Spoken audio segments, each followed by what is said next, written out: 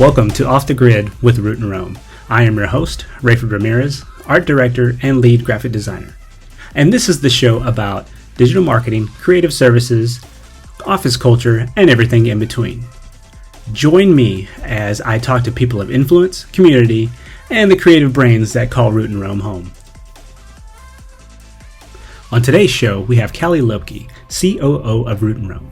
Callie is fresh off of serving as Chief Event Coordinator for Bacon Bash, Texas, the nation's largest bacon cook-off, benefiting kids with type 1 diabetes and a local charity called Nikki Warms the Cold. Let's join the conversation. All right, coming to you all the way from Phoenix, Arizona is Callie Loebke. Callie, how are you doing today? I'm good. Good morning. Hi, good morning to you too. Callie, for our audience out there, tell us a little bit about yourself and your role with Root and Roam. So I am currently the COO at Root and Roam. I really handle a lot of our internal operations. I help a lot with scheduling and just all of the back end stuff that really helps the agency move forward, and really leave a lot of the marketing efforts to the experts that a lot of whoever's watching, all of our customers are really used to working with. Ray from the design side and all the other teams who work really on their digital projects. So I just help make sure that the team has what they need and that we're turning projects around. Well, good deal. So you've been with Root and Roam for quite a long time now. How many years have you been with Root and Roam? I think about 6. Okay. So you've been with the company for 6. So you went from a company of all amazing women as Root and Roam started. Yes. Well, actually, it was the Moxie Room back then. That's correct. And so now it's Root and Roam Integrated Marketing Agency. Mm-hmm. Describe your personal journey through when you started up until now.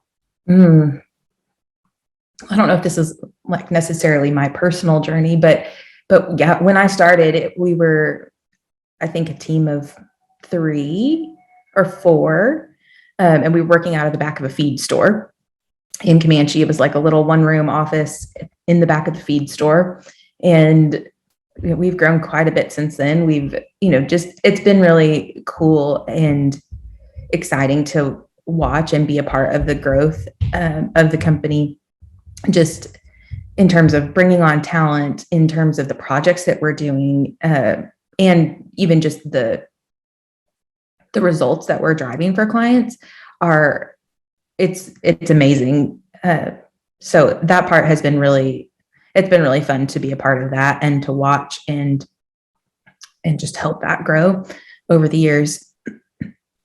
And that's great. And so since you were a part of course, of the company pre-pandemic. So from even whenever I started, that the office culture has definitely changed in the last couple of years due to the pandemic. So now it's like, we have you in Phoenix and we have others that are in other states, as well as, the team here in Texas. And so has that affected your day-to-day and how you work, and how does that affect the way you communicate with, the other staff?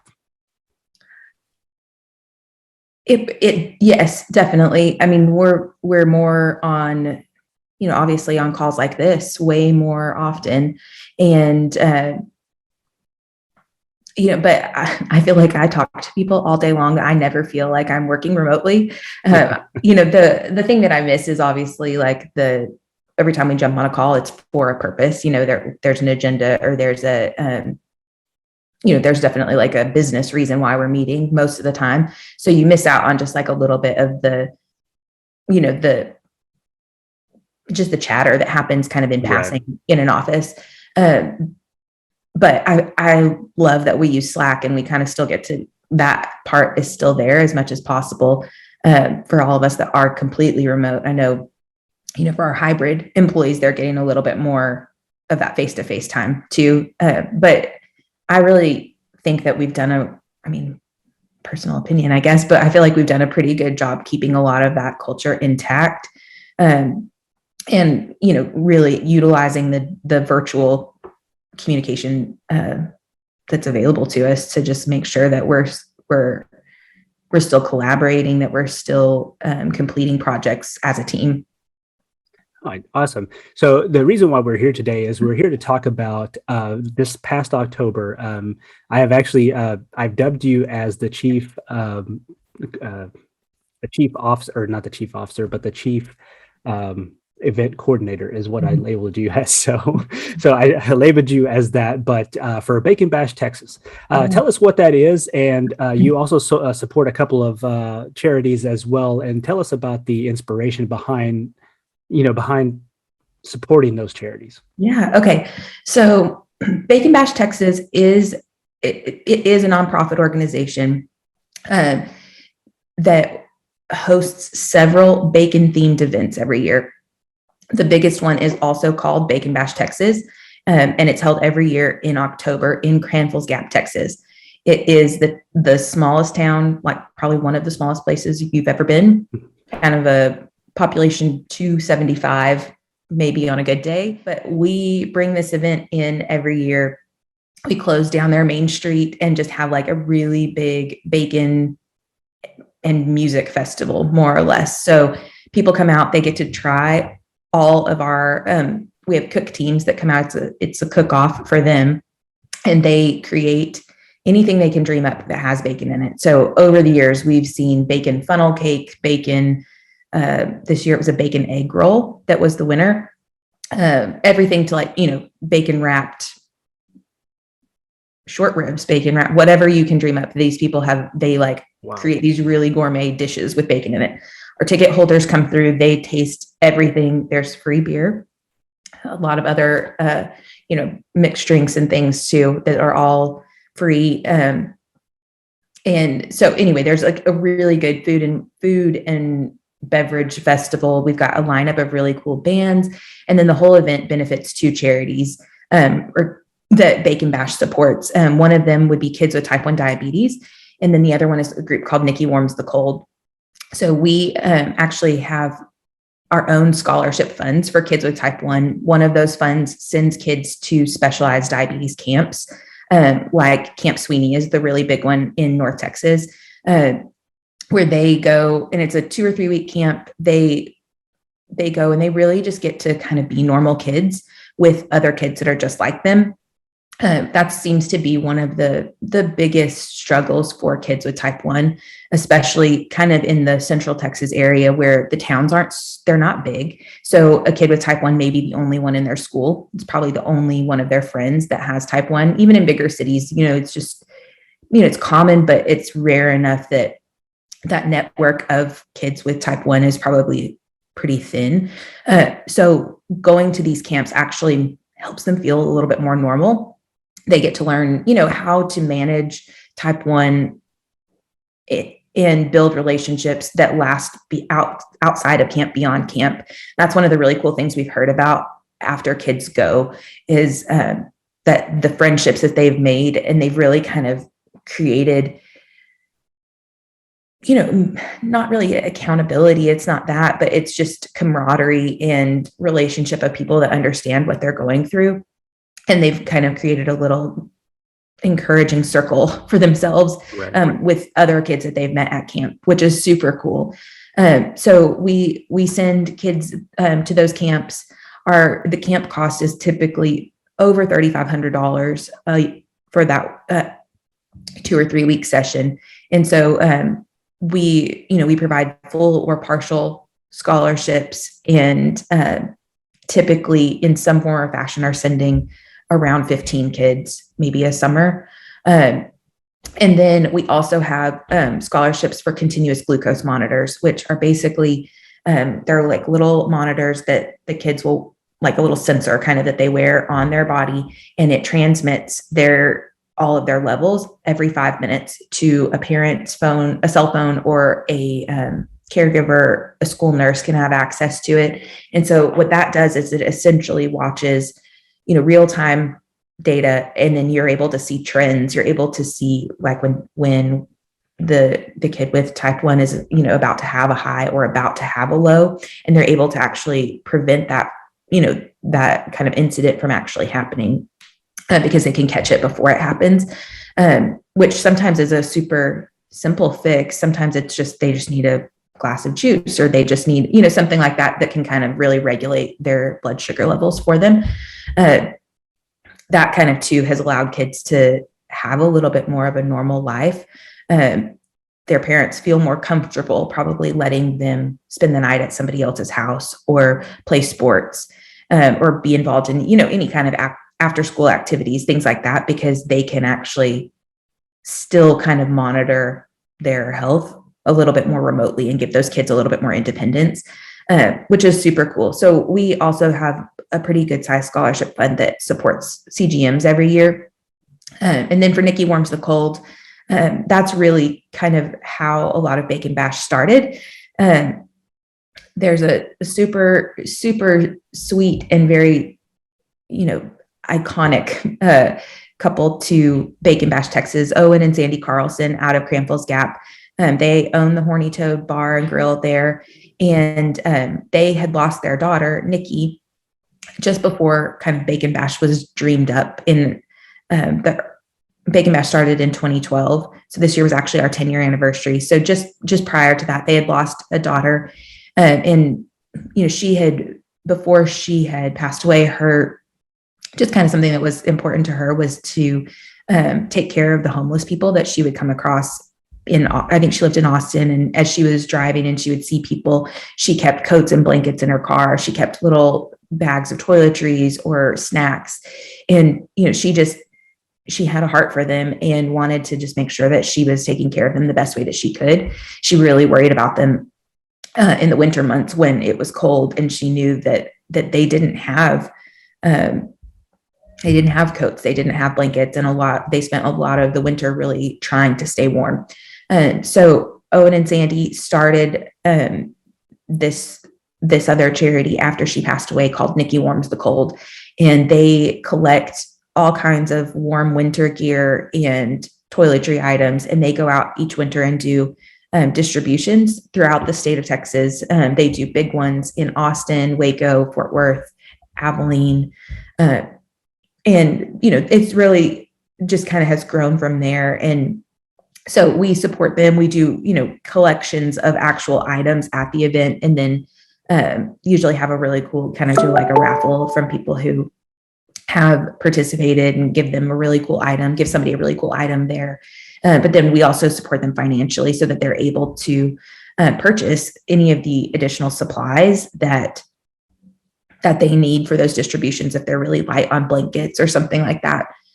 So that's really where these really fun bacon events that have grown and have been, really, really just fun things. They really go back to support kids with type 1 and Nikki Warms the Cold. Well, that sounds very awesome. And I know that they're, as far as the two charities themselves, have seen a lot of benefits and a lot of from Bacon Bash, of course. And now that you mentioned that, 2021 marked the 10th anniversary of Bacon Bash. Was this the biggest Bacon Bash as of yet? Yes. So our final numbers are still being tabulated. But we had our largest auction at the event that we've to date.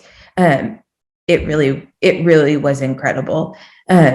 So we're kind of waiting for all of those final numbers to be calculated, but the anticipation is yes, that it was a great year for Bacon Bash, and we're really excited about the amounts that we'll be able to give to kids with type 1 to put into those scholarship funds, be able to send more kids to camp, provide more CGMs, and then, really still be able to help Nikki Warms the Cold continue to go out and provide some warmth to the homeless people in Texas this winter. And speaking of that, our scholarships for those type 1 CGMs and camp scholarships, both of those are due November 30th. So we're collecting applications right now, and then all of those will go through a selection process through December. And then both, the families that are awarded those scholarships and the ones that are not would be all notified by the end of the year. So funds would kick in January for CGMs, and then would be available for camps next summer. So would love to just continue to spread the word about that. Oh yeah, definitely. Because that was actually going to be my next question is the fact that what, what important dates do you have coming up that if there's any signups or is Nikki Warms the Cold, is that an actual year round collection that they do? And also, can anyone just be able to donate to the causes? Absolutely. So, yes, I'd say November 30th is probably our big date to remember. That's when scholarship applications are due for those type 1 scholarships that we kick in January of 2022. So spread the word because we've got funds to give out and we would love to be able to use them all. Then as far as Nikki Warms the Cold goes, I think that they really focus their distributions in the winter most of the time because a lot of what they collect are coats and blankets, hats, socks, things like that. So they kind of focus that, but I think they accept donations year round. And right now you can contact us, contact Bacon Bash Texas. All of our information is at baconbashtexas.com or Owen and Sandy at the Horny Toad in Grand Falls Gap. And we can make sure that we connect you with the right people if you've got things to donate. Then yes, absolutely, there are ways to give to Bacon Bash all year.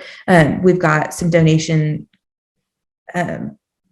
options set up on our website. There, you can do a one-time donation. There's also, I think, a way to do like a recurring monthly donation. If you were like, well, I've got $10 a month to put towards that. We've got a place on our website where you can go to set that up. We are really starting to grow that piece of our donor base and are just excited about kind of what we'll be able to do in the future with those donations. Everything goes back straight to the charities. So. Oh, that's great. So coordinating such an event as Bacon Bash and as big as it is, obviously it's something that you just don't coordinate in a month and it's ready.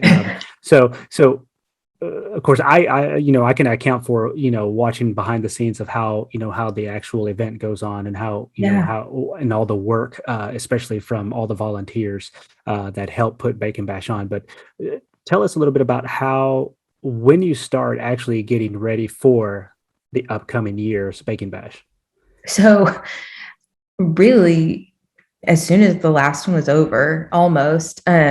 So, that event happened mid-October and, we haven't really started a lot of our 2022 planning yet, but right now is where we're processing everything that happened and really starting to make those recommendations for how to tweak, how to make it better. One of the very first pieces that kind of comes is for the cook-off, the team recruitment. That typically starts in December. We'll offer our recurrent teams that competed this year. We'll offer them an early bird discount for next year's sign up. And we typically do that at the end of December or early January. And then as we move into the new year, a lot of it is really around funding for the event. We have incredible sponsors. Peterson's Natural Farms, Gap Ridge Ranch, Root and Roam, Clinical Pathology Laboratories, the Horny Toad, Melanie J Financial, Stanley Chevrolet out of Gatesville, incredible sponsors, and so many more that I did not name just now, that really make the event and then what we're able to give to charity. They make that possible by helping us cover those event costs. And it takes the whole village really to make that happen. And so that's kind of where we focus our early portion of the year, is getting a lot of our sponsorships locked in and some of our early, early design elements. Then it's kind of early to midsummer when we start really planning the event and getting a lot of those other pieces locked in. So now for 2022, what is the date for Bacon Bash 2022? October 15th, 2022 in Grand Falls Gap. Okay, and for our audience out there, we'll definitely at the end of the show be able to post all of the information that you need as far as where to donate, when those scholarship deadlines are, so that way you'll have that and all the links you need to get to that. So, last question I have for you, Callie. Bacon Beer Bands is a tagline for Bacon Bash. Does it live up to the hype? It absolutely does. It. I think if you went to that event and you left, you would that would sum it up for you. There's more bacon than people can eat. There's more beer than they can or should drink, and there's really good bands. The whole evening, and it's just a really fun time to come out and know that like you're it wasn't just a night out. It really did benefit kids with type 1. Like every single ticket, every single t-shirt purchase, every single bit of that from every person that was there really does matter. And it goes back to, it sends a kid to camp, or it, provides somebody who needs a blanket in the winter. So it's super cool. And we'd love to see you guys there. Oh, for sure. And so for everybody out there also is that, okay, so now for Bacon Bash 2022, when do tickets go on sale for that? It'll be around the first weekend of May. Okay, awesome. So, yep. So mark your calendars. It's usually that first weekend that we'll do a kind of a limited release. So be sure that, and that's where like the best discounts happen, the first weekend of May. Awesome. Well, Callie, it was great talking to you today, and I think everybody loves to hear about bacon. And whenever you have bacon that has a cause, or like in some of your design elements, it says bacon saves lives, and it really does. It really does. And so we can't thank you enough for coordinating such an amazing event.